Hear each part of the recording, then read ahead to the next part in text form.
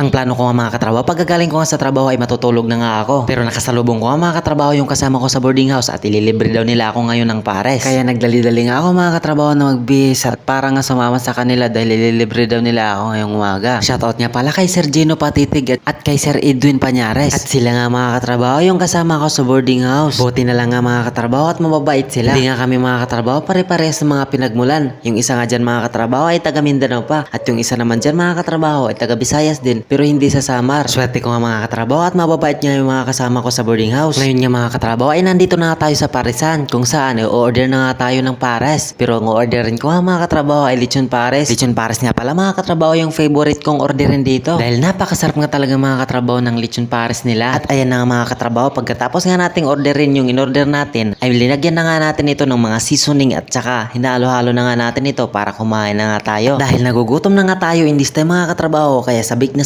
talaga akong kumain dito. Pero bago nga ako mga katrabaho kumain ay binidyoan ko muna yung mga kasama ko para makasama nga sila sa ating vlog. Paldo.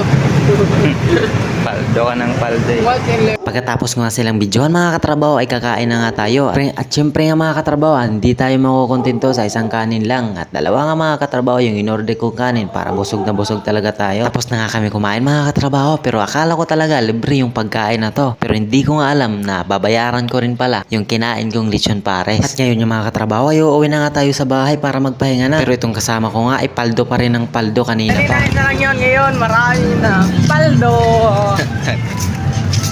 Like and share lang po. Mabibigyan kayo ng biyaya. Layawan. Mabibigyan kayo ng biyaya. Ano, paano mo? Bigyan ko kayo ng Biyaya. Biyaya. Pamirinda. Sabi mag-like and share. Mag-like and share lang kayo sa Comment. video namin. Comment section. Ilagay nyo lang yung Gcash nyo dyan. Mabibigyan daw kayo ng biyaya.